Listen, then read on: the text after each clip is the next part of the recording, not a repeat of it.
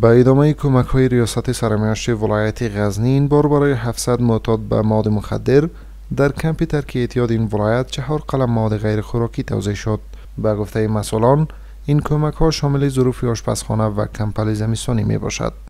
مو غزنی ته دغه مواد راوړي دي، غواړو چې دغه زر کمپل او سل آشپزۍ سیټونه او ورسره سل پتنوسونه لاس ترپالونه په دغو محتاجینو باندې توزیع کړو. از سوی هم دریافت کنندگان این کمک‌ها خوشحال بوده، خواهان توجه بیشتری حکومت و مؤسسات امدادرسان به آنان هستند.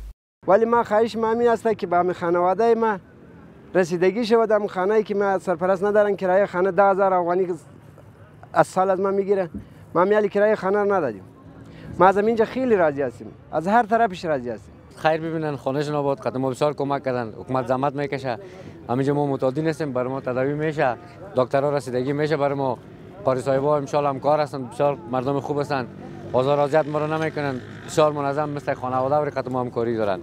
با گفته مسئولان نزدیک به 700 معتاد به مواد مخدر توسط قماندانی امنیه این ولایت از سطح شهر جمع آوری و تحت درمان قرار دارند.